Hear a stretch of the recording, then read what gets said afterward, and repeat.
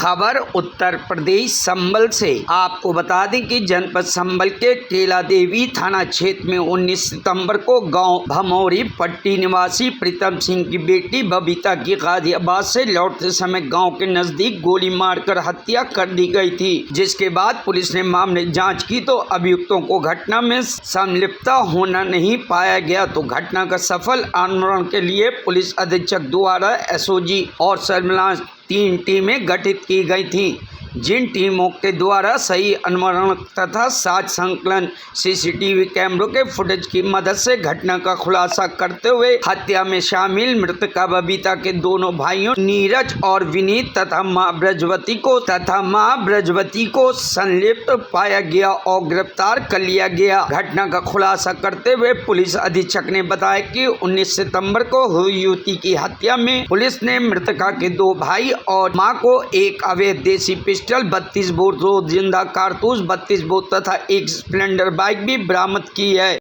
जनपद संभल के थाना केला देवी क्षेत्र में 18 और 19 की जो मध्य रात्रि थी,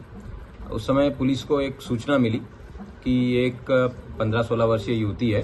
उसकी गोली मार के हत्या कर दी गई है और उसके परिजन है वो मौके पे विलाप कर रहे हैं। यह सूचना मिलने पर पुलिस द्वारा तत्काल मौका मुआयना किया गया, सभी उच्चाधिकारियों द्वारा मौका मुआयना किया गया और उसके बाद में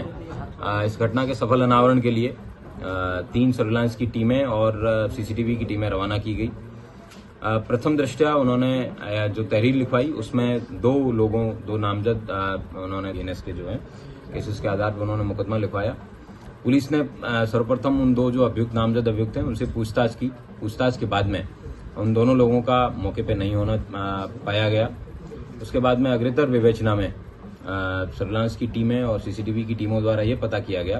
कि एक संदिग्ध व्यक्ति है वो यहाँ आया और बाद में उस घटना कारित करने के बाद चले गए हैं। उसमें फर्दर इन्वेस्टिगेशन पे ये रिवील हुआ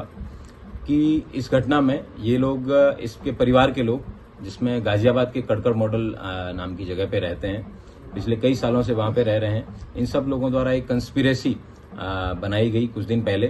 कि किस तरीके से इस लड़की है इसकी हत्या की जाए, जो इनकी बेटी है और कईयों की बहन भी लगेगी। इसमें फिर 18 तारीख की शाम के समय मां ने अपनी बेटी को वहां से बस में बैठा के लाती है, काफी भारी बारिश के बीच में, और सौंधन पे उतरने के बाद में उनका एक ब्रदर है, भाई है, वो उनको बाइक पे बैठा के लेके जाता है और दूसरा भाई है वो सामने से अपने मामा के साथ गाड़ी में बैठ के आता है और चलती बाइक पर उस लड़की को उतार के उसके सिर में, उसके सीने में 2 गोली मारता है और उसके बाद में मामा के सहयोग से वापस फरार हो जाता है और गाजियाबाद चला जाता है।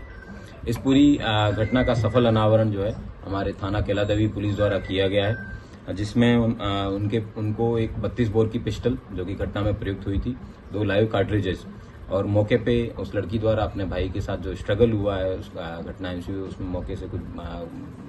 बाल और अन्य चीजें हैं, वो इंक्रिमिनेटिंग एविडेंसेस हैं, वो पुलिस को प्राप्त हुआ है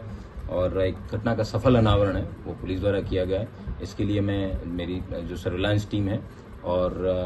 जो सीसीटीवी की टीम है थाने की, उन सभी को 15,000 रुपये का इनाम की घोषणा करता हूँ। पूछताछ में इसके जो भाई हैं विनीत और नीरज और इसकी माँ,